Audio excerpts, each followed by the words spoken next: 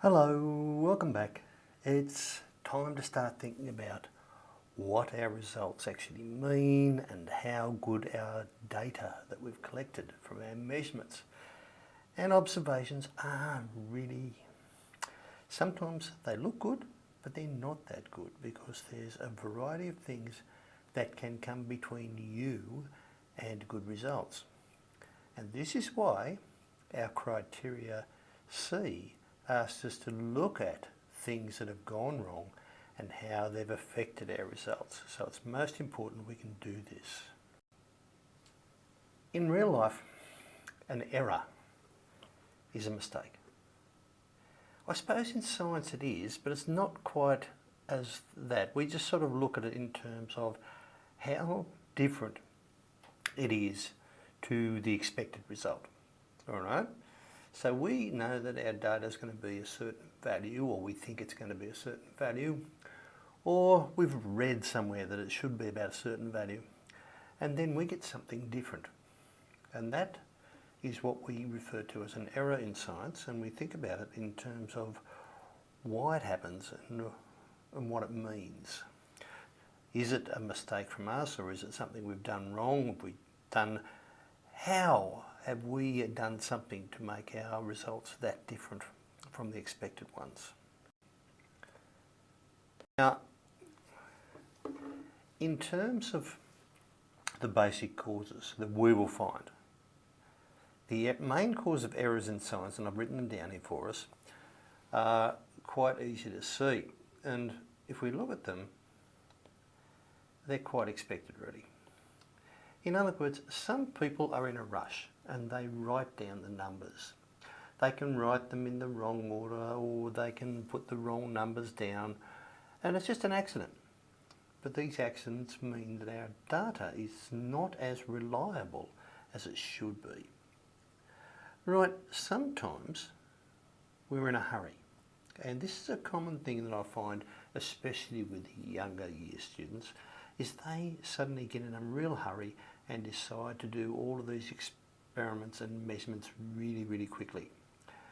And this tends to lead to mistakes. And the mistakes can be big or little, but sometimes we've got to do something with them. Right, another big cause, and this is something we have to learn to do, we have to learn to write a method and think about what it means. And our writing the method can lead to mistakes.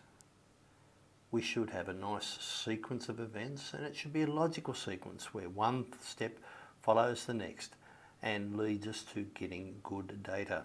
You should tell the person how you are going to measure things and what you're going to use as well. And sometimes it can be as simple as using the wrong equipment to make a measurement. For example, if we're going to accurately measure some liquids in a lab, I asked you to go and measure some water, or your teacher asked you to go and measure some water, and you use a beaker. Oh, that's not very accurate. So our results won't be as close, because a beaker, as we'll talk about in uncertainties, it tends to have a bit of a factor that will not let us have the close, or be close to the real number. Now, a typical thing that people do when they're measuring volumes in particular, and I've got here a measuring cylinder, and the eye represents what the person is doing, right? Some people would have it sitting on the bench and they just look at it and go, yep, that's the value. But if they're looking from up here and the level of the water, the meniscus, is here, they're actually going to have a high value, right? If they lift it up in front of your face but they raise it higher than the eye level, it will tend to give a lower than real value. All right? If our eye though is on the same level as the meniscus, then that will be as close as we can possibly get to the real value. And this is a common source of error, especially in younger students. It shouldn't happen at all in older students, but especially in younger students it seems to happen. So it's a trick to look out for. Now, let's go through these. And I've got Homer helping us out and he's going, nope, every time he sees an incorrect thing. So if we don't set up the experiment correctly, in other words, we haven't been listening. We don't know what we're supposed to be doing, we haven't been paying attention, or we've been sort of paying attention but not closely enough. And we're embarrassed to ask the teacher for help. We're likely to have errors. This is something you could easily get out of by listening to instructions and then asking if you need help. Right. If I'm in a hurry and I don't read my instrument correctly, again, a common problem. What we got to do?